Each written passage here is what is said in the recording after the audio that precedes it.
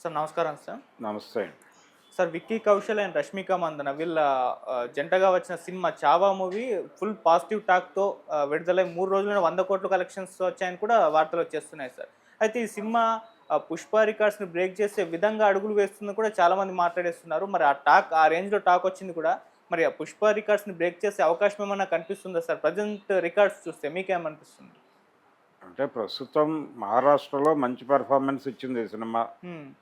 అలాగే ఇతర ప్రాంతాల్లో పర్టికులర్‌గా హిందీ బెల్ట్‌లో బానే నడుస్తోంది.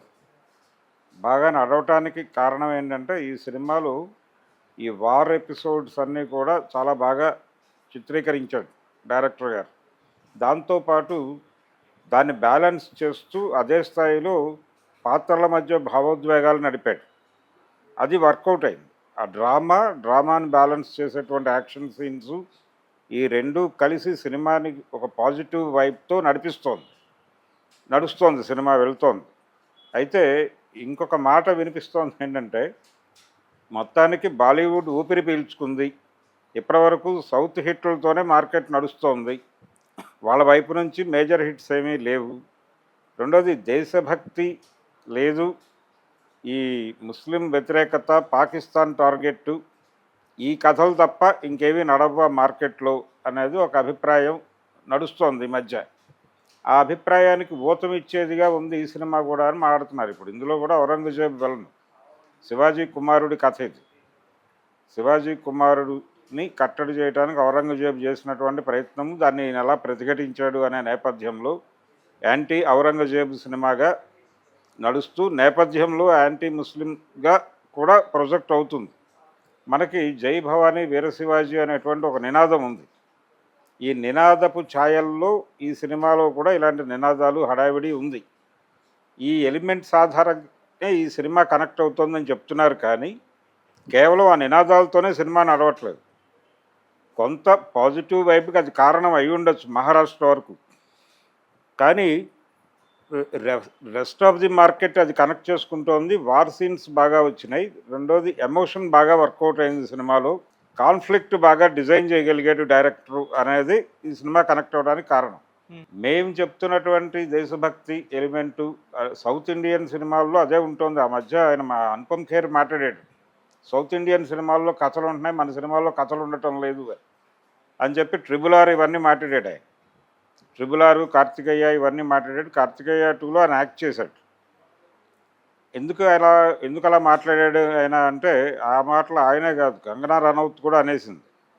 ఎందుకన్నారు అంటే, ఇటు నుంచి వస్తున్న కథల్లో, సౌత్ నుంచి వస్తున్న సినిమాల్లో కథ కంటే కూడా ఒక దేశభక్తి ఎలిమెంట్ని పెట్టి నడపటం అనేదే ప్రధానంగా నడిచింది.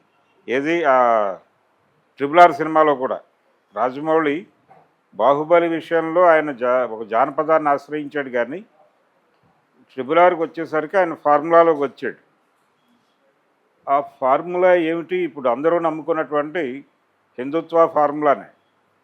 రామాంజనేయ యుద్ధం అనే ఒక పౌరాణికాన్ని తీసుకెళ్ళి సోషలైజ్ చేసి బ్రిటిష్ వాళ్ళని శత్రువులుగా నిలబెట్టి కథ నడిపించేశాడు ఆయన. నడిపించేసి హిట్టు అన్నాడు. సో అది కూడా ఫార్ములా, అది కూడా దేశభక్తి ఫార్ములా సినిమానే. అందుకని అల్లూరు సీతారామరాజుని, కొమురం భీమ్ని వీళ్ళందరినీ పట్టుకొచ్చి ఒక గేమ్ నడిపాడు ఆయన. ఇప్పుడు షారూఖ్ ఖాన్, బాలీవుడ్ బాద్షా అని పిలిపించుకున్నటువంటి షారూఖ్ ఖాన్ కూడా ఆర్టికల్ 370 నేపథ్యంలో పాకిస్తాన్ వైలెంట్ రియాక్షన్ని కంట్రోల్ చేసేటువంటి ఒక మిషన్లో భాగంగా మిషన్ నాయకుడిగా ఆయన్ని ప్రొజెక్ట్ చేస్తే తప్ప పఠాన్ సినిమా హిట్టు కొట్టలేదు అని కూడా మాట్లాడారు ఆ రోజున. ఇదే నేపథ్యంలో ఇప్పుడు ఈ సినిమాని కూడా మాట్లాడుతున్నారు, ఈ చావా సినిమాని కూడా. ఇది ఒకటైతే, అంటే సౌత్ ఇండియన్ కథల్లో, సౌత్ ఇండియన్ సినిమాల్లో కథ ఉంటుంది అని చెప్పే దేశభక్తి కంటెంటు, దాంతోపాటు సౌత్ ఇండియా నుంచి వచ్చినటువంటి నేషనల్ క్రష్ రష్మిక, ఈ 2 ఎలిమెంట్స్ ఈ సినిమాని నిలబెట్టేసాయని సౌత్ ఇండియన్స్ ఆనందపడుతున్నారు. అయితే బాలీవుడ్ బ్యాక్ అనేది తిరిగి, అంటే బాలీవుడ్ వచ్చేసిందా తిరిగి, వాళ్ళ ప్రాభవం తిరిగి మొదలైందా అంటే అది కనిపించట్లా. ఎందుకు కనిపించట్లేదంటే, బాలీవుడ్లో గతంలో మన్మోహన్ దేశాయి లేకపోతే సిప్పి వీళ్ళు ఇలాంటి కథలతో హిట్లు కొట్టల, భారీ యాక్షన్ సినిమాలతో హిట్లు కొట్టారు. స్క్రీన్ మీద ఒక మ్యాజిక్ వర్కౌట్ చేసేవాళ్ళు సలీం జావేదులు వీళ్ళందరూ కలిసి. అలాంటి magic screen play, magic stories రావట్లేదు ఇప్పుడు. ఒకప్పుడు హిందీ సినిమాల రీమేకులతో సౌత్ ఇండియన్ హీరోలు బతికారు నిర్మోహమాటంగా చెప్పాలంటే. రామారావు గారికి ఎంజీఆర్ గారికి కూడా ఒక దశలో మేజర్ హిట్స్ అని రీమేక్స్ అయ్యి, అది నిప్పులాంటి మనిషి కావచ్చు, అన్నదమ్ముల అనుబంధం కావచ్చు, నేరం నాది కాదు ఆకలిది కావచ్చు, మేజర్ హిట్స్ అని అక్కడి నుంచి వచ్చినవి. కాబట్టి రీమేకుల మీదుగా ఆయన ఒక దశ నడిపేశాడు. ఈవెన్ కేడీ నెంబర్ 1 కూడా రీమేకే. ఆయన చివరి సినిమా, ఆయన సీరియస్గా తన చివరి సినిమా అని చెప్పినటువంటి నా దేశం కూడా రీమేకే, లావారిస్.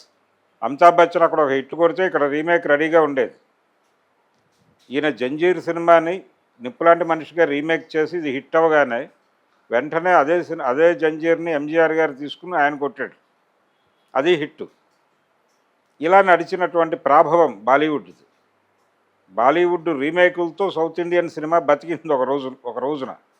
కానీ ఇప్పుడు బాలీవుడ్ని సౌత్ ఇండియన్ ఫార్ములా దున్నేస్తోంది. బాలీవుడ్లో ఉన్నటువంటి ఆ మ్యాజిక్ ఏమైపోయింది, మన్మోహన్ దేశాయిలు, సిప్పిలు వీళ్ళందరూ ఏమైపోయారు అనేది గొడవ. శక్తి సామంతాలు వీళ్ళందరూ ఏమైపోయారు, ఆ జనరేషన్ తర్వాత అలాంటి డైరెక్టర్లు ఎందుకు రాలేదు, ఎందుకు మనం వాళ్ళని తయారు చేసుకోలేకపోయాం అనేది వాస్తవంగా వాళ్ళు పరిశీలించుకోవాల్సిన అంశం. ఒక మేరకు బాలీవుడ్ ఫార్ములాతో బాలీవుడ్లో హిట్ కొట్టిన డైరెక్టర్ సౌత్ ఇండియా నుంచి వెళ్ళినవాడు, ఈ ఫార్ములా లేకుండా హిట్ కొట్టినవాడు బాలీవుడ్ స్టైల్ హిట్తో బాలీవుడ్లో జెండా ఎగరేసినోడు సుకుమార్. ఆయన చేసినటువంటి పుష్ప సినిమాకి జంజీర్ సినిమాకి తేడా ఏం లేదు, అదే ఫార్ములా. జంజీర్లో ఏ ఫార్ములానైతే వాళ్ళు ఫాలో అయ్యారు సలీం జావేదులు, అదే ఫార్ములాని పట్టుకొచ్చి వాడాడు. యాంటీ క్లాక్ వైజ్ హీరోయిజం అనేది ఫార్ములా వాళ్ళు పట్టుకుంది. జంజీర్ సినిమాలో ఆయన కూలీగా మొదలై స్మగ్లర్గా ఎదుగుతాడు, అండర్ వరల్డ్ డాన్ అవుతాడు.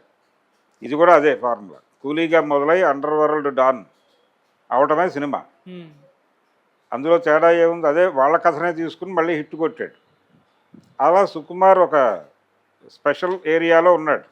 మిగిలిన వాళ్ళందరూ ఫార్ములాలోనే వెళ్తున్నారు. ఏది రాజమౌళి ఫార్ములాలోనే వెళ్ళాడు RRRకి, అలాగే చందు మొండేటి ఇప్పటికీ అదే ఫార్ములాలో వెళ్తున్నాడు, భవిష్యత్తులో కూడా అదే ఫార్ములాలో వెళ్తారని హామీ ఇస్తున్నాడు ఆయన. ఇప్పుడు అదే ఫార్ములాలో ఈ సినిమా కూడా హిట్ కొట్టిందని చెప్తున్నారు, విక్కీ కౌశల్ సినిమా కూడా. కాబట్టి ఈ ఫార్ములా కాకుండా అదర్ దాన్ ఈ ఫార్ములా ఏదన్నా ఒక హిట్ పడితే, ఇప్పుడు పఠాన్ కూడా ఈ ఫార్ములా సినిమానే, అది కూడా ఆర్టికల్ 370 కాశ్మీరు పాకిస్తానే. జవాన్ సినిమాలో కూడా కొంతమేరకు ఆ గొడవే ఉంది.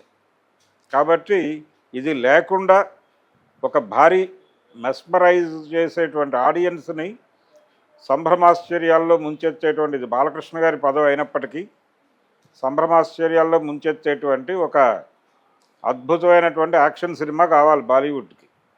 ఒక డాన్ కావాలి, ఒక షోలే కావాలి, ఆ రేంజ్ సినిమాలు, ఒక అమర్ అక్బర్ ఆంథోనీ కావాలి. ఆ రేంజ్ సినిమాలు ఏదైనా తీయగలిగితే అది హిట్ అయ్యి అది మొత్తం భారతదేశాన్ని ఉర్రూతలూగించగలిగితే అప్పుడు బాలీవుడ్ జెండా మళ్ళీ ఎగిరింది అని చెప్పుకోవచ్చు. ఈ సినిమాతో అంటే ఇప్పుడు విక్కీ కౌశల్ సినిమా చావాతో హిందీ సినిమా డామినేట్ చేసింది అనుకోవడానికి వీల్లేని పరిస్థితి. కానీ కొంతమేరకు బాలీవుడ్ పాత చరిష్మాని చూపించగలిగాడు ఇతను. ఆ చూపించడానికి యాక్షన్ ఎపిసోడ్లు చూస్తే సరిపోతుంది, చివరి అరగంట భారీగా ఎమోషనలైజ్ చేయగలిగాడు. అది సినిమాని ముందుకు లాక్కెళ్ళిపోతుంది. ఇది ఊపు చూస్తుంటే పుష్ప దరిదాపుల దాకా వెళ్ళేలా కనిపిస్తోంది. రికార్డులను బద్దలు కొట్టినా చెప్పుకోవడానికి ఏం లేదు, ఎందుకంటే యాక్షన్ సినిమాలు అక్కడ వర్కౌట్ అవుతాయి. యాక్షన్ ప్లస్ వీళ్ళు అనుకున్నటువంటి ఫార్ములా డిజైన్ కూడా, ఈ రెండు యాడ్ అయినాయి కాబట్టి సినిమా పుష్పాని రీచ్ అయ్యే ప్రమాదం అయితే కనిపిస్తోంది. ఓకే, కొట్టడానికి అవకాశం ఉంది. ఆల్రెడీ మహారాష్ట్రలోను ఇతర ప్రాంతాల్లో కొన్ని ప్రాంతాల్లో దాటింది. వెరీ ఫస్ట్ డే కలెక్షన్స్తో పుష్పతో పోలిస్తే ఇది కొంచెం 10 రూపాయలు ఎక్కువ కలెక్ట్ చేసింది 3-4 రాష్ట్రాల్లో. పర్టికులర్గా హిందీ బెల్ట్లో ఎక్కడైతే పుష్ప 2 జెండా ఎగరేసిందో, పుష్ప 1 జెండా ఎగరేసిందో